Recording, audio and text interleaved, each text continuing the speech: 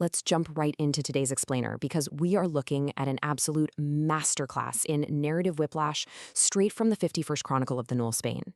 We're going to explore a story that perfectly lulls you into this false sense of security, handing you a warm, comforting moment of rest right before it just completely rips the rug out from under you.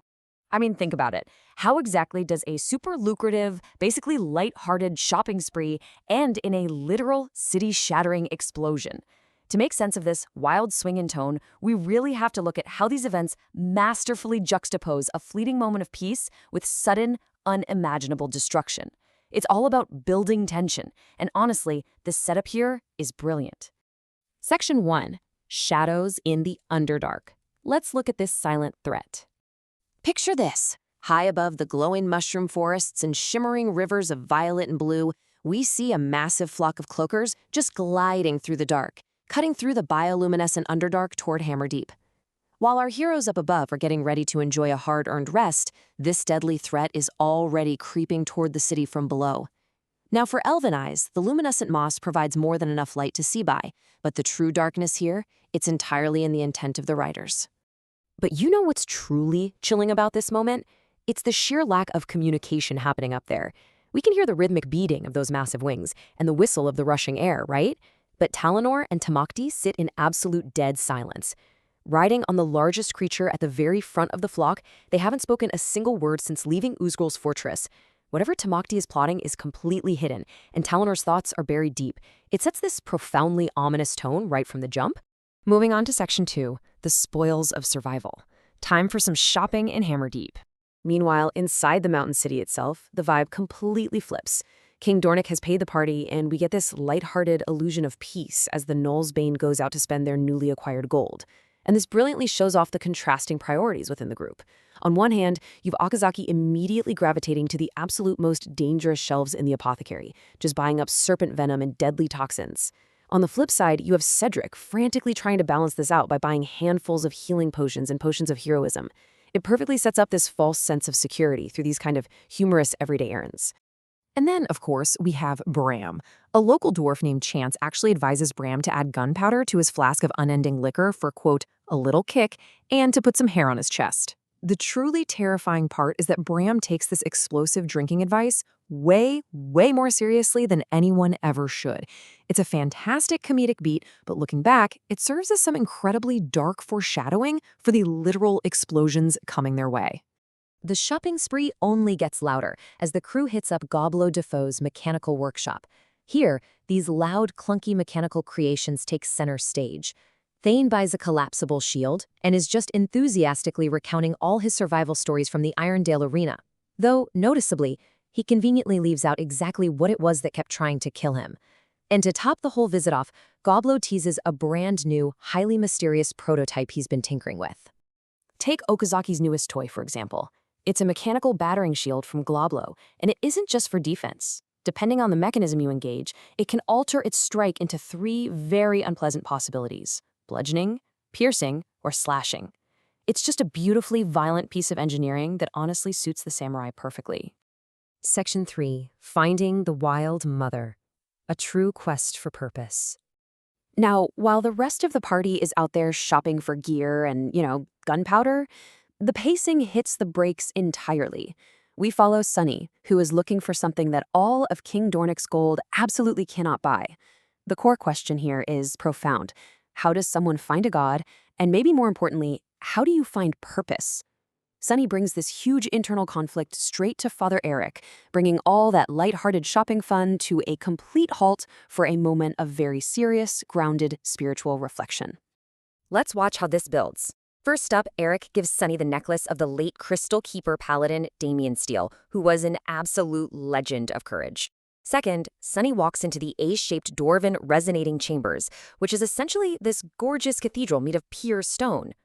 Third, she sits and listens to dwarven singers perfectly harmonizing with the mountain itself.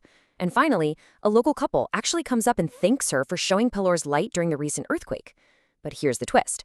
Rather than feeling proud, this actually skyrockets Sunny's feelings of inadequacy.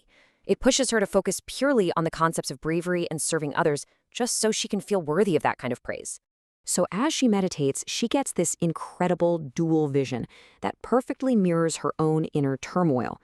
First, an angelic male figure, which is highly likely representing Pelor, brings this wave of absolute peace, and he says to her, "I have many plans for you, but there is another who needs you more." Then, just like that, the angel vanishes, and the Wild Mother arrives in this blast of unrestrained wild heat, wearing intricate living vines and a literal wreath of fire. It is a breathtaking 180-degree turn from gentle peace to just chaotic, primal energy. The Wild Mother steps closer and drops this incredibly powerful declaration. "I know death has taunted you. Now you shall learn to tame it." Wow, this completely changes the trajectory of Sunny's spiritual journey. From this second on, it's not just about surviving, it's about actively mastering her fears. And here is the crucial point. The Wild Mother reaches out and touches Damian Steele's necklace. It instantly explodes with power, throwing Sunny physically backward. When she opens her eyes, the chamber is exactly as it was, but she is fundamentally changed. She's filled with life, purpose, and direction. She finally feels completely empowered, sitting right there in the pews of the cathedral. Which brings us to Section 4, the Bag of Holding, and the ensuing chaos in Hammerdeep. Because that beautiful, transcendent moment of clarity we just talked about, it's instantly shattered. The great bells start echoing across the city, citizens freeze in the streets, soldiers are frantically rushing to their defensive positions. Those cloakers we saw at the very beginning of this explainer have finally emerged from Uzgagul's fissure and are sweeping right into the city. The pacing accelerates at breakneck speed here, aggressively pulling us from a quiet, holy cathedral directly into a full-scale militaristic panic.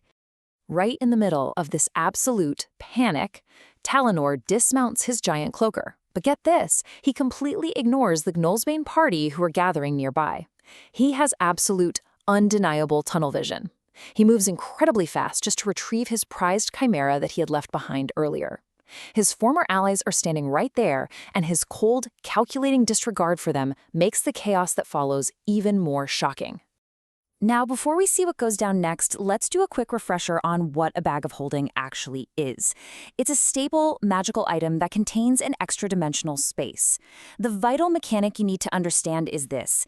If that bag is violently punctured, it literally tears reality itself and triggers a catastrophic magical implosion, followed by a massive explosion. Knowing this highly volatile mechanic makes what Talonor does next truly terrifying. It's like watching a disaster unfold in slow motion. Step 1. Talonor's bag of holding shifts violently at his side, once, then twice. Something is definitely moving inside it. Step 2. Talonor draws his sword without a single fraction of hesitation. Step 3. He drives the blade directly through the magical fabric of the bag. Step 4. Reality tears open and magical energy violently spirals inward toward the puncture. He intentionally sets off a catastrophic magical chain reaction right in the middle of a densely populated city. Just insane. And the result is pure devastation. A blast rips right through Hammerdeep. Solid stone cracks. A shockwave sweeps through the streets and workshops, physically shaking the entire mountain. Cedric, Okazaki, Thane, Bram, the Gnoll's Bane are violently thrown completely off their feet. The narrative totally weaponizes that false sense of security we built up during the shopping trip and turns the city into an active disaster zone in a fraction of a second. Then, as our heroes are literally struggling to just stand up in the dust and the rubble, they hear it. Mahaha-ha-ha! Deep, twisted, unnaturally joyful laughter carries through the smoke and chaos of the city. It is a haunting, absolutely sickening sound that just echoes through all the destruction. So that leaves us with one massive, chilling question to wrap up this explainer. With a city-shattering explosion and this unnatural laughter filling the air, what are Talonor Duskwind's true motives for returning? I mean, he came back with Tamaracti, completely ignored his friends, and basically blew up a piece of the city. This unbelievable climax leaves us completely breathless, wondering what Talonor has actually become, what in the world was trapped inside that bag, and exactly what kind of nightmare he has just unleashed upon Hammerdeep.